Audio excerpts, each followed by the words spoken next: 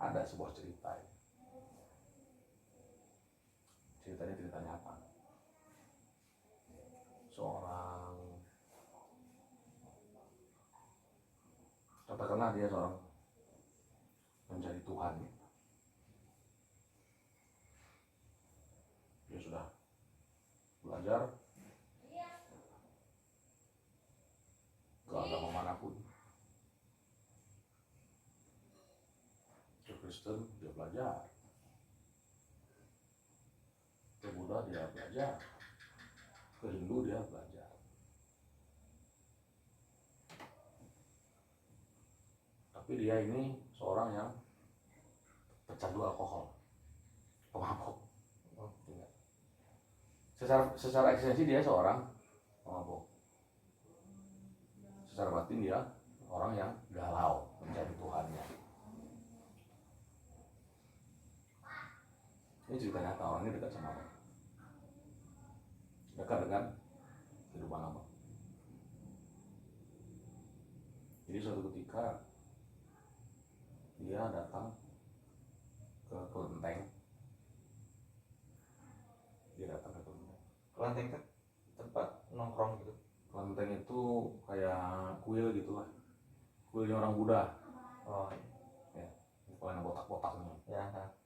Biksu. Ya. Biksu. Tempat berkumpulnya para biksu. Jadi si orang pemabok ini datanglah ke kelenteng tersebut dan bertemu sama seorang biksu.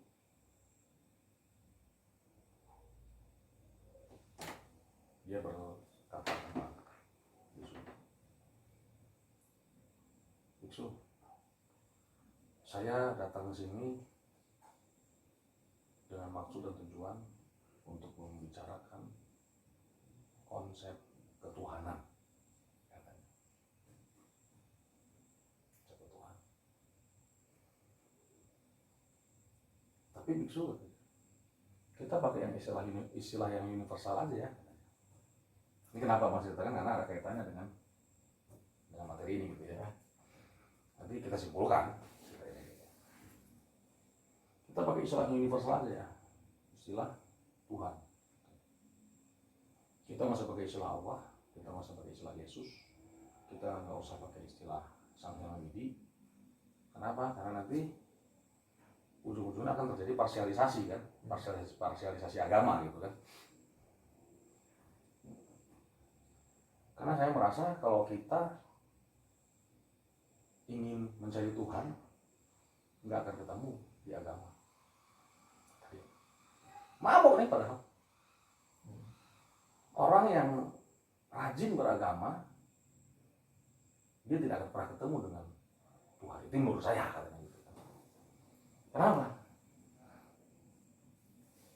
Kalau Tuhan di versi agama kan akhirnya jadi berbeda-beda kan. Namanya udah beda gitu. Kalau di versi agama kan gitu kan, orang Islam menyebutnya Allah, orang Kristen menyebutnya Yesus, orang Hindu menyebutnya Sang Hyang Widi, dan lain-lain kan, sebut-sebutan macam-macam lainnya. Makanya kita pakai istilah universalnya, Tuhan. Menurut biksu, Tuhan itu bagaimana? Kata sih orang tadi. Biksu jawab, ya kalau menurut saya Tuhan itu baik. Tuhan itu baik. Tuhan itu penuh kasih sayang. Tuhan itu baik, penuh kasih sayang. Dia juga pencipta alam semesta. Oke. Terus si orang tadi berstatement lagi. Ya kalau begitu apa bedanya biksu? Orang Kristen pasti beranggapan Yesus baik, ya kan? Penuh kasih sayang, menebus dosa. pencipta alam semesta. Sama.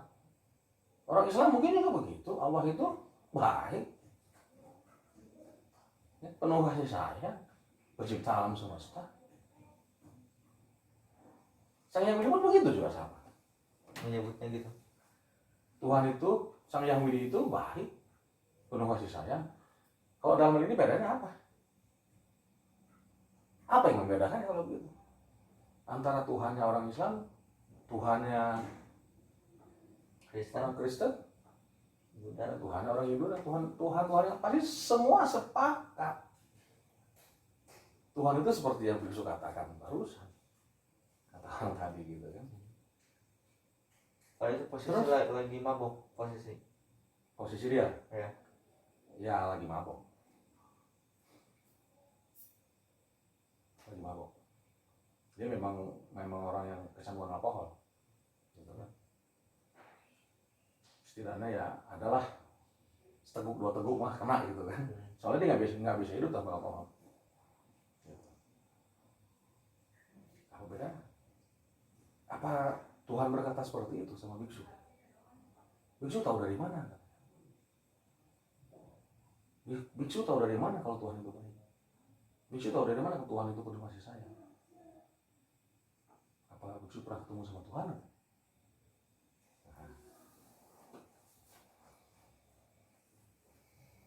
Begini, itulah kita ke satu tempat. Diajaknya dia, si orang tadi diajak ke satu tempat ritual si biksu tadi lah, kayak gitu kan. Pas tengah perjalanan, jatuh orang tadi yang mabuk tadi.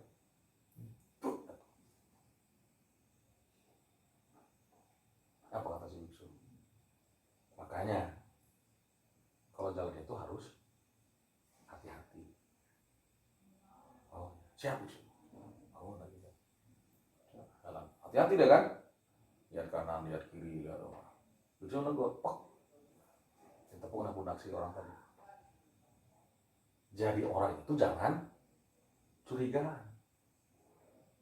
Tadi kan kata biksu harus hati-hati. Iya, hati-hati. Tapi jangan curiga. Coba kamu rumuskan. Bagaimana caranya kamu harus tetap bersikap hati-hati tanpa rasa curiga. Dalam doa diajaran biksu ini kan. Nah, Hati-hati tanpa harus curiga. Paten ini kan, mantap nih kan. Sampailah mereka suatu tempat, di tempat ritualnya si biksu. Gini bang,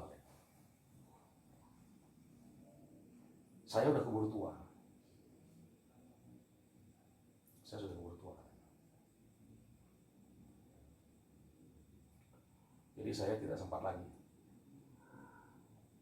untuk mendalami kitab suci. Perasaan saya mengatakan,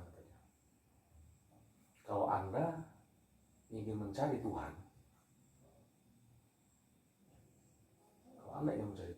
perasaan saya mengatakan, cobalah kamu pelajari kitab suci yang ada di orang Islam itu. Orang Buddha loh.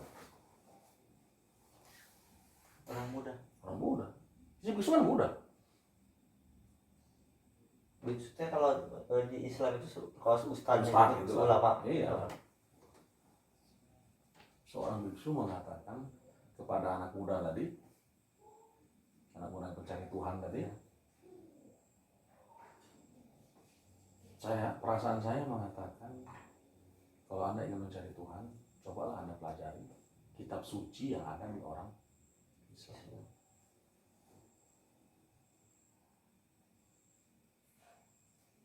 Biksu.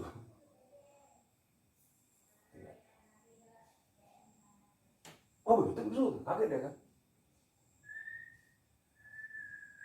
Oh gitu biksu, ya.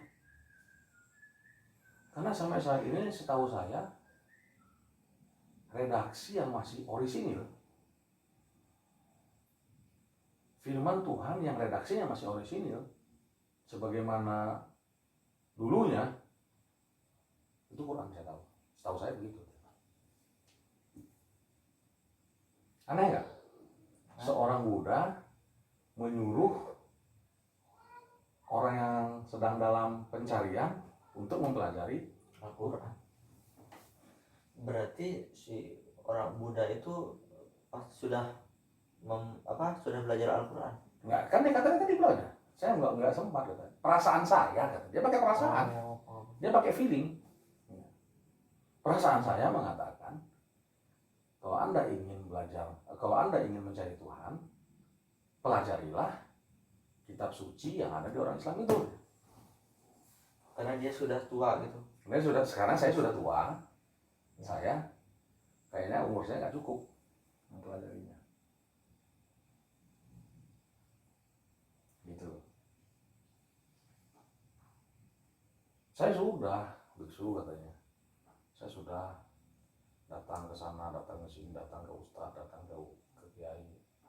Tapi mereka nggak menerima saya katanya. Kenapa? Karena saya masih kecanduan alkohol. Gitu. Mereka nggak menerima saya.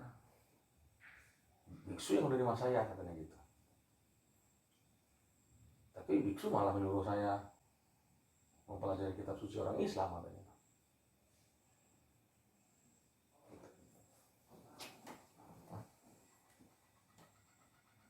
Artinya, kenapa ini saya ceritakan?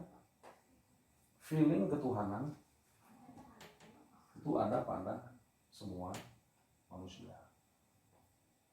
Ya, walaupun dia seorang pemabok, walaupun dia seorang biksu gitu kan, tapi feeling ketuhanannya, feeling fitrahnya, sense of rohani lah saya bilang gitu loh. Perasaan rohaninya hidup.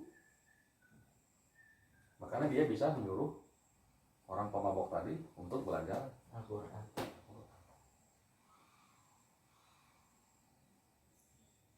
Gitu. Keliling si pemabok tadi kan, mencari tempat di mana aku bisa belajar Quran, mana bisa aku belajar Quran. Akhirnya ketemu.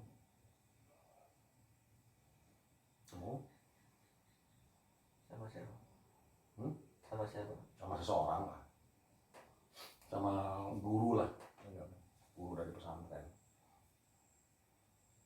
Guru itu menerima dia apa adanya, ya. Akhirnya dia belajar Quran di sana sampai menjadi seorang mualaf, seorang muslim.